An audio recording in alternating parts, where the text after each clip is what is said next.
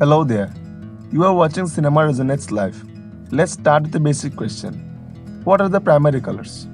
You may say red, yellow, and blue, or maybe red, green, and blue. But what if I say that any number of colors can be your primary color? Before explaining what I just said, let me give you some personal insight on this matter. How I arrived to cover this topic and became inquisitive about the primary colors. I have been trained for around 6-7 years since my childhood in sketching and painting, although now I sketched no better than this. Cut to 5, 6, 7 years later, when I went into a printing store and I saw the guy with the computer changing the ink cartridge of a printer. I saw that there were 4 cartridges with color text, that is cyan, magenta, yellow, and black. I had learned in my painting classes that the primary colors are red, yellow, and blue. Then why the hell the guy was using cyan, magenta, yellow, and black? Before I could come in terms with it, I found out people who considered RGB as the primary color instead of RYB.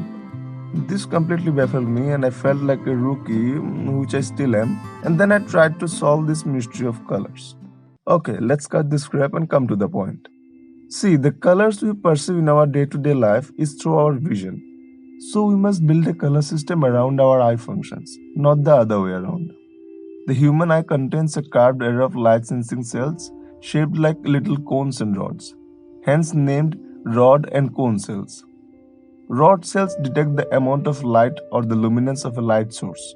It detects how light or dark an image, an object, or a light source is, while in contrast, the cone cells detect the colored light. The cone cells come in 3 varieties: red detecting, green detecting, and blue detecting. The names are self explanatory. Note that even though a red cone cell predominantly detects the color red, it can also detect a bit of some other colors, which are near the red color in the visible spectrum in terms of wavelength and frequency. Some people lack the functioning of certain cone cells. For example, Mark Zuckerberg is red-green colorblind. Only his blue detecting cone cells are well functioned. This doesn't mean he can only see the blue color, but he can see the color in the range of blue, such as cyan, violet. In this way, humans have a built-in color decoding mechanism which enables us to experience millions of colors, although we only have vision cells that predominantly see red, green, and blue. It should be obvious at this point that the most effective color system are the ones that closely match the human eye. That is, color systems that mix red, green, and blue light. There is a slight complication because there are 2 key ways to create a light beam based on utility: the additive color system and the subtractive color system. A system that creates light directly is called an additive color system, since the colors from the unique light sources add together to give the final beam of light. Examples of additive color systems are computer screens, TV screens. Each image pixel of a computer screen is just a small collection of light sources emitting different colors. We know that light is an electromagnetic wave, and electromagnetic wave of a certain wavelength emit color or generate a color response in our brain through our eyes.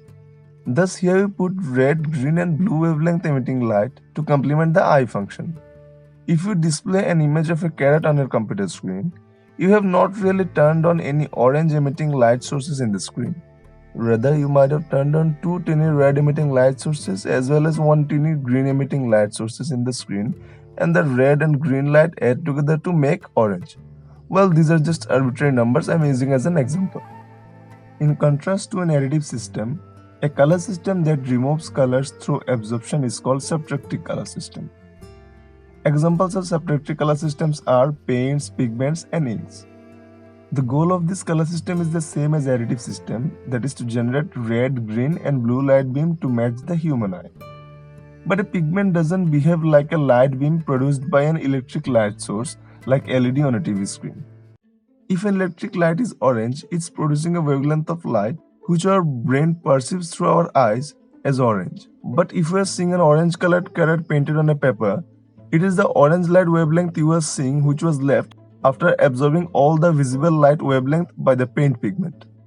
The pigment itself has no color, but it's a bit difficult to understand because most of the time we see the colored pigment like ink, etc. under white light, that is sunlight, which contains all colors.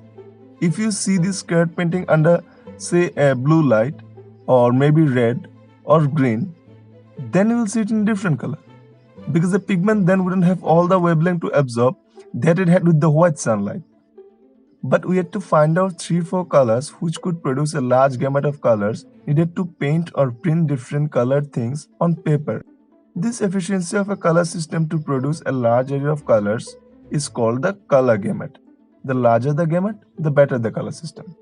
In pursuit of this subtractive color system, the cyan, magenta, yellow color system was discovered, which is effective in producing a large gamut of colors, keeping in respect the RGB function of human eye. There are therefore two equally valid methods for creating color: an additive system that creates red, green and blue light, and an subtractive system that creates red, green and blue light. At this point, this must have become obvious to you that any color or combination of colors can be in your primary color system. For instance, you could define blue, light blue or violet as your primary colors. But no amount of mixing of these colors will give you red or yellow. Therefore, we should distinguish between a color system and an effective color system, a color system which matches best with the human eye function. So where did the red, yellow and blue color system come from that they teach in elementary school? Typically, students first encounter color concepts when painting in an art class in grade school.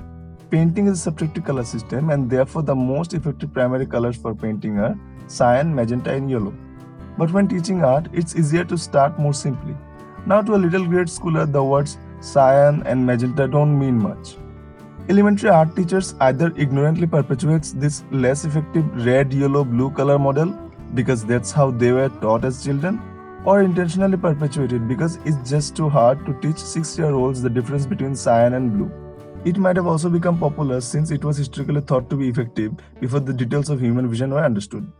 Since the red, yellow, blue color system is less effective, it is not really used anywhere these days except in elementary school art. Okay, let's keep it clear. Red, yellow and blue are not the main primary colors of painting and in fact are not very good primary colors for any application. So, why are we discussing primary colors? Has it got anything to do with filmmaking? Yes, it has. You need to understand colors if you are working with post-production processes like color correction, color grading, VFX, etc. Color determines the mood of the film. We can use it in a varieties of combination to evoke different emotions in a viewer. And anyway, a bit of theory won't do much harm to you, will it? With this, let's conclude. But before that, I want to give you a little task. Now that you know about primary colors, let me see if you can find out. Why do newspapers print these 4 square marker dots at the bottom of their pages? Bye for now.